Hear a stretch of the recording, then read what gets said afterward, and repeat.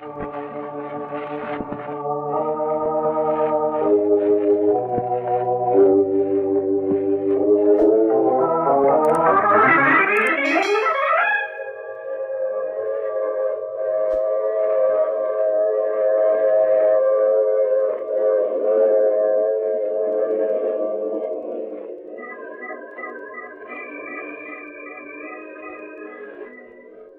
Mutual Broadcasting System presents The Mysterious Traveler. Written, produced, and directed by Robert A. Arthur and David Kogan, starring tonight two of radio's foremost personalities, Carl Weber and Inga Adams, in an original radio drama titled Queen of the Cats.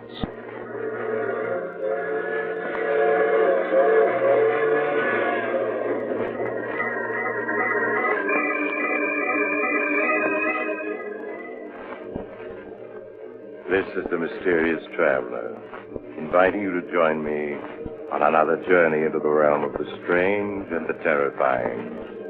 I hope you will enjoy the trip, that it will thrill you a little and chill you a little. So settle back, get a good grip on your nerves, and be comfortable, if you can, as we prepare to meet the Queen of the Cats.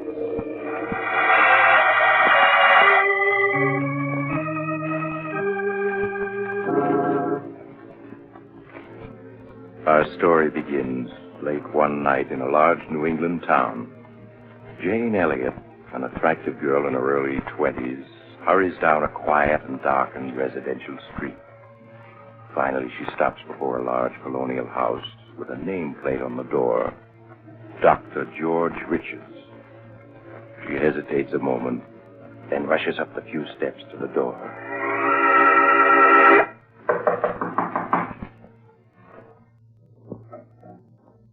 Yes? Dr. Richards, my name is Jane Elliott. I'm sorry to wake you up at such a late hour, but I'm desperate. That's quite all right, Miss Elliott. Please come in. Thank you. Now, what seems to be the trouble, Miss Elliott? You're pale and trembling. No, I'm not ill, Doctor. It's Chris.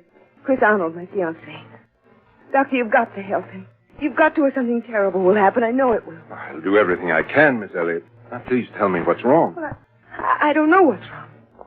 All I know is that Chris is frightened. He's in deadly fear of something. I see.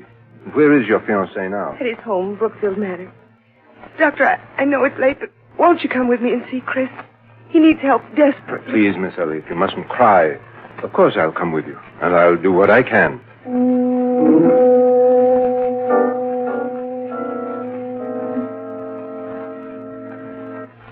If you'll follow me, Doctor, Chris's room is this way. All right.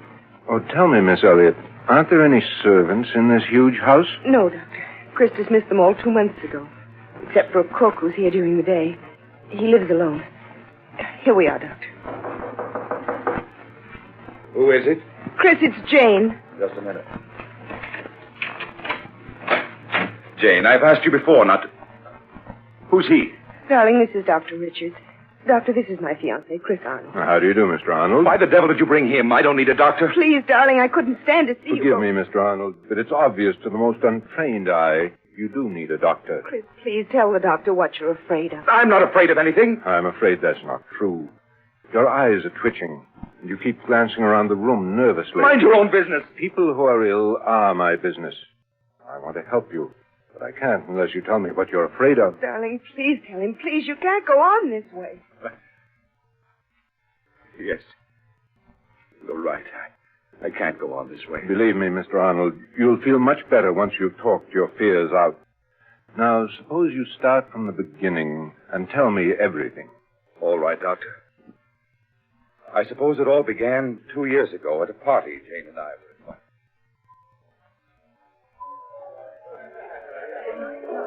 Oh, Chris, isn't this a wonderful party? The only thing wonderful about it is you. Oh, Chris, don't. People are watching. A fine thing when a man can't kiss his best girl in public. At Miss Tyndall's school, we were taught a young lady never kisses a man in public. Miss Tyndall is setting romance back 15. Who are you looking for? Rana Farouk, my roommate at Miss Tyndall's. Oh, she's the Egyptian girl you were telling me about. Yes, I want you to meet her. Only, better not fall in love with her, as every other man does. Sounds as though she's a second Cleopatra. Oh, there she is, Chris. Come on. So that's Rana. No wonder men can't resist her. Chris, your mouth is open. Rana. Hello, James. I've missed you. Rana, this is Chris Arnold. Chris, Rana Farouk. Hello, Chris. I would have recognized you any place from the picture Jane had of you on her dresser at Miss Tyndall's. Hello, Rana. Oh, look, there's Miss Tyndall waving at me. Excuse me, won't you? Of course, Jane. I'll be back in a minute. You know, Chris, at Miss Tyndall's, the first thing I would see in the morning when I got up, and the last thing before I went to bed, was your picture. And I always knew that someday we should meet. And now we have. Why are you staring at me like that? Aren't you going to say anything? I prefer just to look.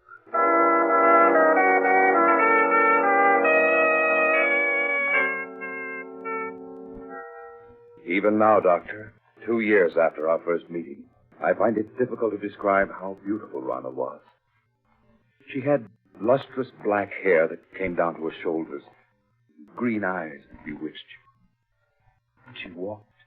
She was so lithe and graceful that every eye in the room followed her. I was captivated the moment I saw her. I see. Well, what happened after that first meeting? Rana also seemed attracted to me. After that night, we saw each other constantly. Nothing seemed to matter to me when I wasn't with her. It made me indescribably happy to learn she felt the same way. So, just a month after we'd met, we were married. Please go on, Mr. Arnold. In the months that followed, I began to see Rana not as the image I had been infatuated with, but as she really was. Vain, selfish, and intensely possessive. She couldn't bear to have me out of her sight. And if I was, when I returned, there would be questions. Countless questions.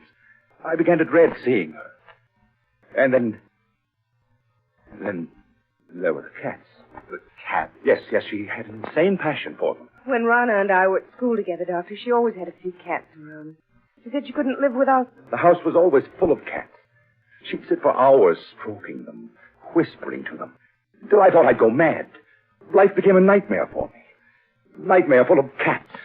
And Rana asking questions, endless questions, as to where I'd been and whom I'd seen. Finally, one day I realized I couldn't go on living with her any longer. That our marriage had been a mistake. I decided to tell her so that very evening.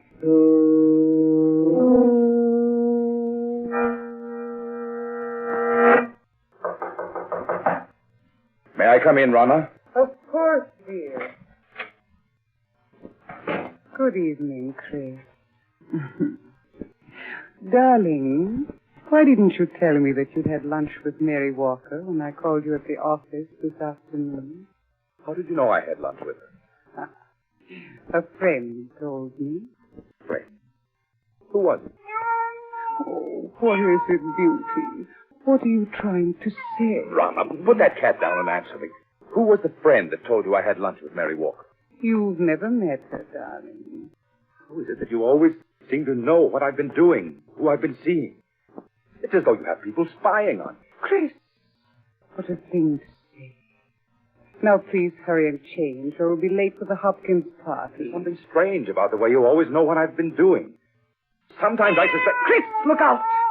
You stepped on Sabina's tail. I'm sorry, but I didn't see her. I've asked you before to be more careful. Oh, poor Sabina. Are you all right now, my beauty? If there weren't so many cats underfoot, I wouldn't have stepped on her. Why must you keep them around? Because I love cats. They're beautiful, sacred. Thousands of years ago, my ancestors worshipped the cats. When you speak like that, you almost look like a cat. And why not? Is there anything in the world more beautiful than a cat? You see? They agree. Rana, I can't go on like this anymore. Why, darling, what do you mean? Oh, marriage was a mistake. I want a divorce. Chris, you can't be serious. Oh, I am, Rana. Dead serious. I love you, Chris. And I won't give you up. You're mine, darling. You'll always be. Nothing shall ever separate us.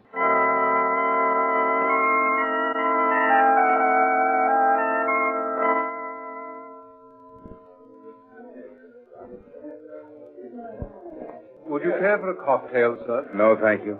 Well, even if you won't have one, Mr. Arnold, I will. Jane. Jane, it's good to see you again. Just let me look at you. It's good to see you, too, Chris. You're as lovely as ever, Jane. Chris, you're not looking well at all. You all right? I am now. Jane, can't we go someplace and talk? What about the terrace? All right, Chris. Here, this door opens onto it. How is Rana? Oh, she's fine. Jane, I've made such a mess out of everything. I was a fool to mistake infatuation for love. Jane, can you ever forgive me for the way I behaved towards you?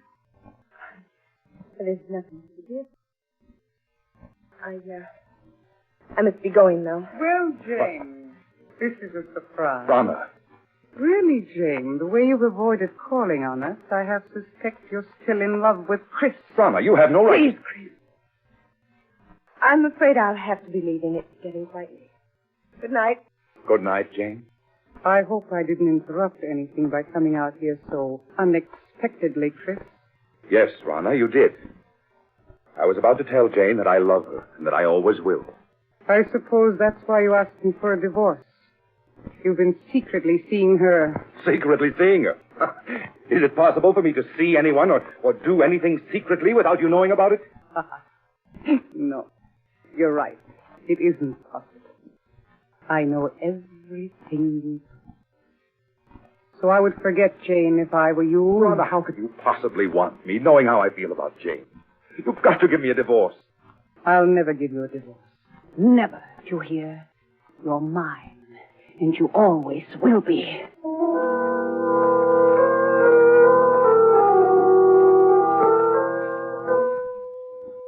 I can still see her, Doctor. She stood there, hissing at me. Chris, you're mine, and you always will be. Suddenly I realized that she looked like a cat. An angry cat. Her green eyes, cold and murderous. Her long nails digging into my arms. Her body tense. For a moment, I thought she was going to scratch my eyes out. After that night, I hardly spoke to Rana. I treated her as a stranger.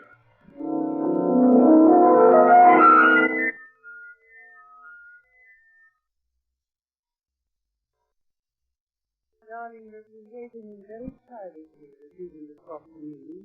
It's been a month now. Why are you slowing down? I want to talk to you, Chris, and I can't talk to you while I'm driving. There's no point in your stopping. We have nothing to say to each other. Oh, but we do, darling. Chris, we could be so happy together if you want.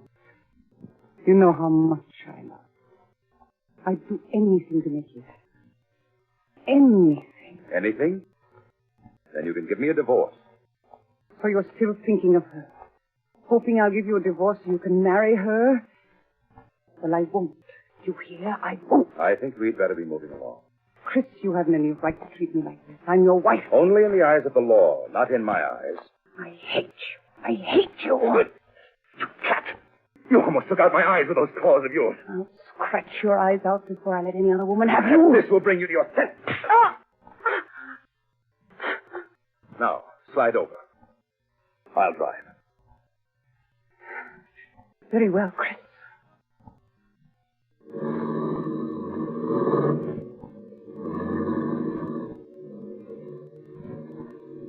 You think you've beaten me, Chris, but you haven't. Don't think it was weakness on my part because I tried to make up with you this evening. I know better than to think that. In the end, you'll come crawling to me. It may take a year, 2 years, 5 years. But I'll wait. I'll never come crawling to you. But you will, Chris. Jane knows I'll never give you your freedom. In time, she'll marry. And when she does, all the heart will be gone out of you. And then you'll be mine. You have everything planned perfectly, Rana, don't you? But I have one escape from you you've never thought of. Really? And what is that, Chris. I can escape through death. Through death? Yes, Rhonda. If I should fail to take that curve ahead, we'd plunge off the side of the mountain. Chris, you wouldn't. Why not, Rhonda? You've shown me there's nothing to live for. This at least is a clean way out. Chris, you don't mean it. But I do, Rhonda. Just watch. No, Chris. Don't. No!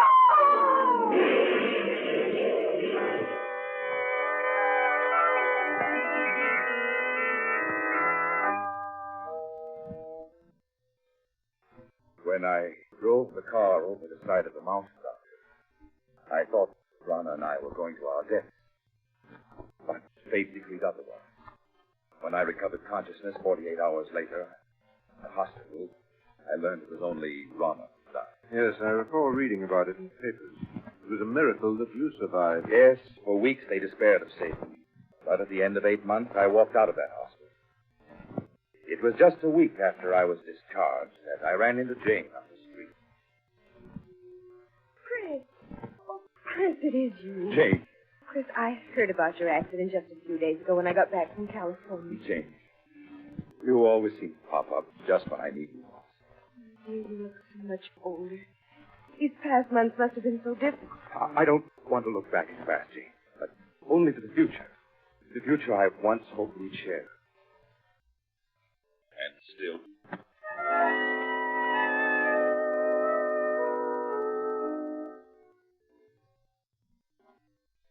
2 months ago, Doctor, Jane and I became engaged. It was just about that time that I first began to notice that everywhere I went, there always seemed to be a cat following me. So that's why you were always looking around so nervously all the time. Tell me, Miss Elliot, did you ever notice that the two of you were being followed by a cat?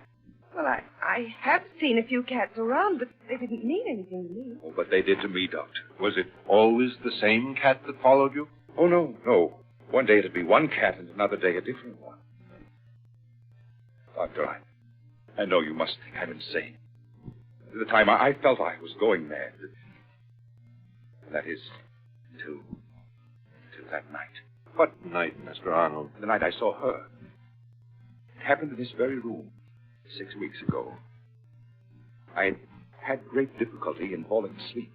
And when I did, I had a nightmare. A nightmare in which I was being followed by hundreds of silent cats. Then the silence was broken by the faint crying of one cat. The crying grew louder and louder. Suddenly, I awoke. With my awakening, the cry didn't cease. I lay in the darkness listening, realizing that the cat I'd heard wasn't a part of my nightmare, but was real. Yes, real, living, and in my room. I could feel my heart pounding as I sat up in bed. I looked about my darkened room. Then, suddenly, I saw her. 2 burning green eyes in the darkness. There was no mistaking those eyes. Rhonda! It is you, Rhonda. Isn't it? Yes, I'd recognize those green eyes anywhere. So you've come back. Just as I've always thought of you. As a cat. I know why you've come back. Because of Jane. You always said that if you couldn't have me, no one else would. That I was yours and always would be. Well, you're wrong, do you hear? Jane and I are going to be married. Trying to scratch my eyes out.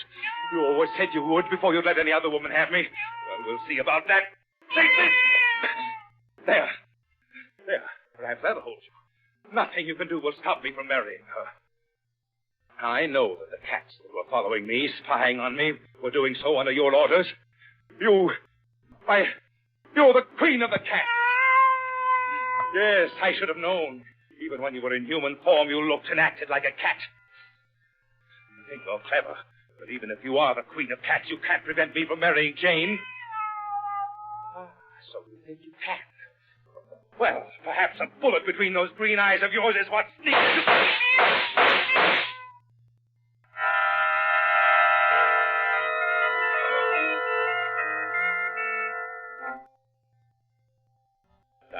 emptied the gun at her, Doctor. Then turned on the light. There was no sign of her. She vanished. All that I found were 6 bullet holes in the wall. Now, Mr. Arnold, isn't it possible that you only dreamed all that actually you fired your gun in your sleep and the shots themselves awakened you? I tried to tell myself that, Doctor. But during the nights that followed, I knew it was not a dream. But night after night, she appeared in my room. I'd lie awake, waiting to hear her voice. Then she would appear, stare at me, burning green eyes, waiting. I knew she'd never leave me alone as long as I intended to marry Jane. Finally, I couldn't stand it any longer, and I went to see Jane. I asked her to postpone our wedding for a time. And without asking any questions, she agreed.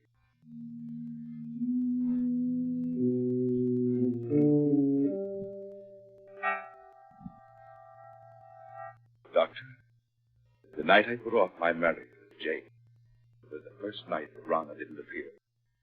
And the first night in weeks that I was able to sleep. Chris, why didn't you tell me that night what was troubling you? I was afraid you wouldn't understand, Jane. That you might think I was mad. Do you think, Mr. Arnold, that she didn't appear again because you had postponed your marriage to Jane? I know it. Weeks went by. Weeks in which I was able to sleep soundly without being awakened by her. I came to think that perhaps it had all been part of a horrible nightmare, and that I was over it at last. Then, a week ago, I asked Jane to set the date for our wedding. She did so. And that same day, we took out a marriage license. Doctor, Chris looked so much better that I thought he'd gotten over what was troubling him. So did I. But the night after we'd applied for a license, she appeared again, in this very room. And you've seen her every night ever since? Yes. She just keeps staring at me with those green eyes. Waiting. And Doctor, I have a feeling something horrible will happen if I attempt to marry Jane.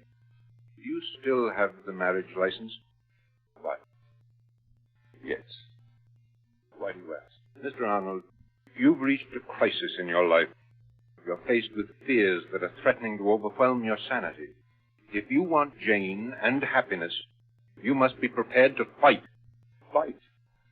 But how, Doctor? Often when we challenge our fears, we find that they exist only in our imagination. The only way for you to challenge your fears is to go through with your marriage with Jane. Now, tonight. Tonight? Yes, I know it's quite late, but a friend of mine who's a judge, I'm sure he'll marry you. All right, Doctor. Jane, will you marry me? Tonight? Oh, yes, Chris. Yes.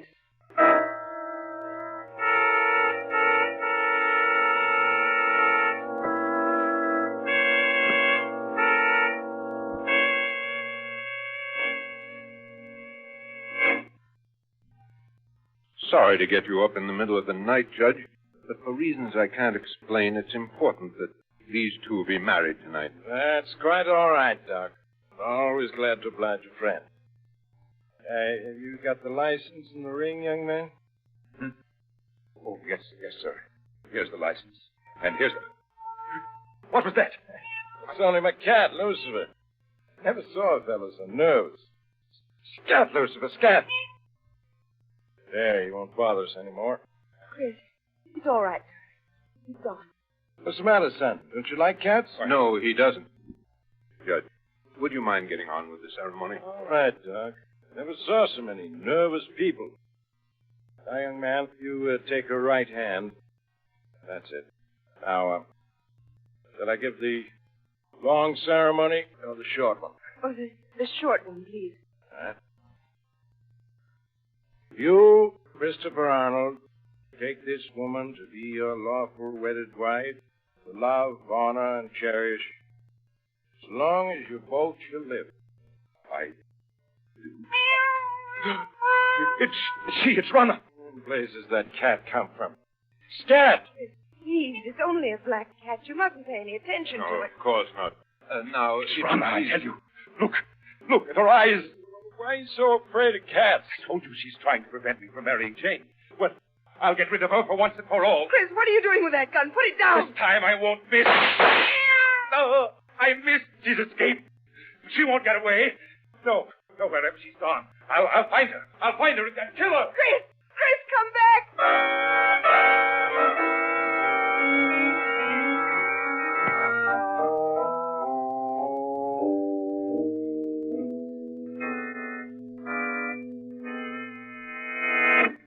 Wait. I'm out of breath. Doctor, where can he be? No, Miss Elliot. You can't be far off. We'll find him. There isn't a soul in sight. Doc, you sure he isn't crazy? Please, Judge. Well, he sure acted like he was. Pulling out that gun. Listen. Doctor, that must be Chris firing that gun. Yes. Come on. Those shots came from close by. But, Doc, there's no one in sight. I think those shots came from that driveway just ahead. Hurry, please. Hurry. We've got to take it easy now, Doc. This driveway's in complete darkness. Yes, you're right. Can't see a thing. It's so dark. Have you got any matches, Doc? Yes. Wait a minute. I'll strike one. Afraid it isn't much of a help. Doc, look. Dead cat. What? Yes. He was shot to death. Look. Here's another one that's been shot to death. Oh, but neither of them is the black cat. No. Match is out. Wait a minute. I'll light another one. Come on. Doc, isn't that somebody lying over there? Chris! No, Miss Elliot. You stay with the judge while I look. All right, Doctor. It would never have happened if I hadn't agreed to marry. I was afraid. So afraid. Doc, is it Arnold? Yes. It's him. Dead, isn't he? You can see it in your face. Yes. He's dead. Doc, I don't understand.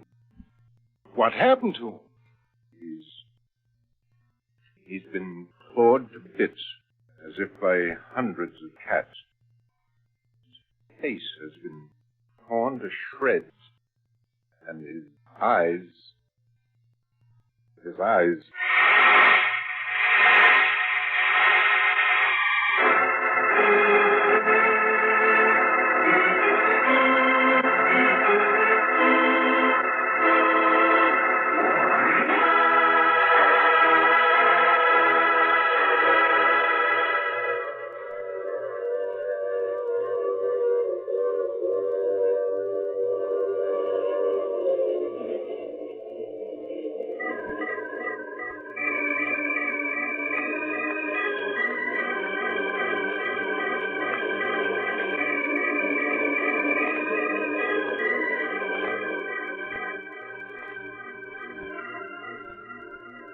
This is the Mysterious Traveler. Did you enjoy our trip? Too bad about Chris Arnold, wasn't it? Seems there just isn't any escape from a jealous woman, particularly when she's the queen of the cats. You know, strangely enough, at Chris Arnold's funeral, just as the coffin was being lowered into the grave, the mourners suddenly noticed a black cat with green eyes sitting on the edge of the grave, quietly licking its paws. That cat simply couldn't be driven off. Now, I recall another case in which two ghosts got together and decided, "Oh, you have to get off here. I'm sorry. I'm sure we'll meet again. I take this same train every week at this same time."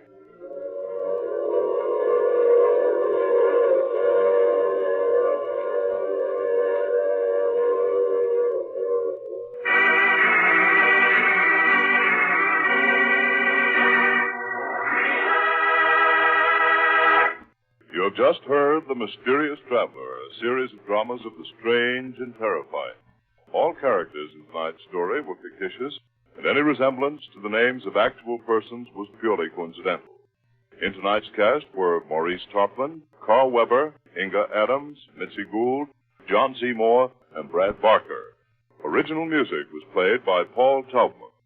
The Mysterious Traveler is written, produced, and directed by Robert Andrew Arthur and David Kogan.